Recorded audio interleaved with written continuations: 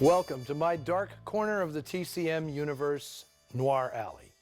I'm your host, Eddie Muller, and this week I am thrilled to present a rarity, a picture from 1951 recently restored in 35mm by my Film Noir Foundation and our partners at the UCLA Film and Television Archive.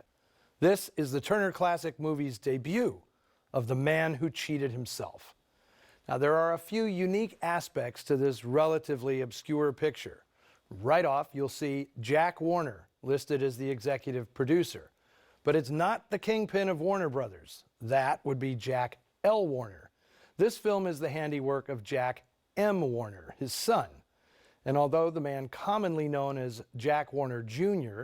had worked for years at his father's studio, there was no love lost between father and son. They became estranged when the old man dumped Junior's mother, Irma, for a new wife, Anne. Dad shipped his disgruntled mama's boy off to England to oversee the studio's UK operations. But by 1949, Junior wanted back in at the family's Burbank film factory. But Dad would have none of it. So Jack M. decided to make movies on his own, to prove he didn't need Daddy's juice to be successful. His first independent production is our picture today, originally entitled The Gun. And it would be, perhaps not surprisingly, distributed by 20th Century Fox, not Warner Brothers. To get it made, however, Jack Jr. called on some former Warner Brothers colleagues. The script was co-written by Seton I. Miller, once the dean of Warner's bullpen, whose resume stretched back to the silent era. He'd worked on such classics as Marked Woman, Kid Galahad, The Adventures of Robin Hood, and The Seahawk, among many others. His collaborator was another veteran scribe, Philip MacDonald, a British mystery writer whose flair for thorny plotting was bedrock for a wide range of crime pictures, from Mr. Moto movies at Fox to his most famous story, 1963's The List of Adrian Messenger, directed by John Huston. Hired to direct was Felix E. Feist, who had something in common with Jack Warner Jr. Feist's father, Felix F. Feist, was one of the top executives at Lowe's Corporation in New York, the parent company of MGM. That's where Feist the Younger got his start as a film loader when he was 19 years old. Aggressive and ambitious, Feist directed his first feature, 1933's Deluge, at only 22 years of age. But once in Hollywood, he mostly knocked around in the B units at various studios until hitting his stride with a series of rambunctious programmers for RKO in the late 40s, things like The Devil Thumbs a Ride and The Threat. Now, earlier this year on Noir Alley, I showed Feist's best film, Tomorrow is Another Day, made at Warner Brothers in 1951.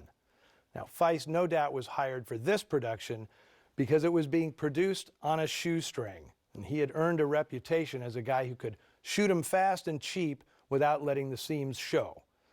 Now, according to production memos for this picture, Feist's cast and crew drove overnight from Hollywood to San Francisco and immediately began filming at sunup.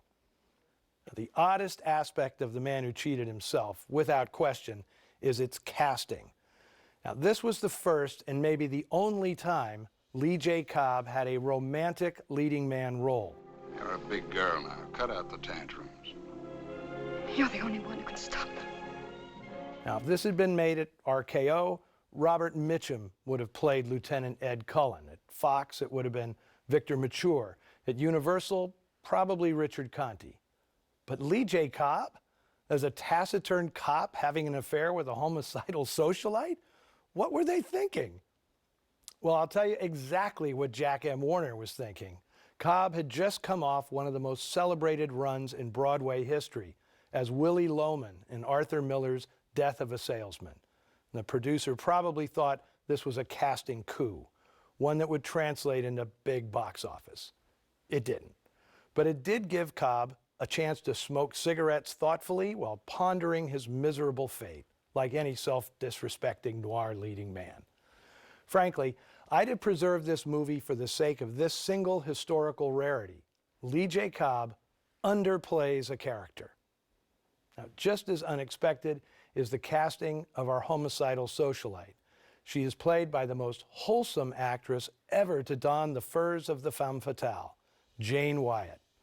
Last week on Noir Alley, we saw a more familiar Jane Wyatt, sane and sensible matriarch of a mid-century American family, the character that became emblematic of her entire career once she played Margaret Anderson on the 1950s sitcom Father Knows Best. In today's movie, Wyatt knows just what father needs, and it is not his pipe and slippers. To say this role fit Jane Wyatt like a glove, I'd have to be talking about a big old catcher's mitt or a boxing glove. But this being Noir Alley, we always enjoy seeing an actress, typically all sweetness and light, trying to get away with murder. Shot largely on location in San Francisco in 1950 and featuring a few backdrops that'll be familiar to fans of Vertigo, here is the TCM premiere of The Man Who Cheated Himself.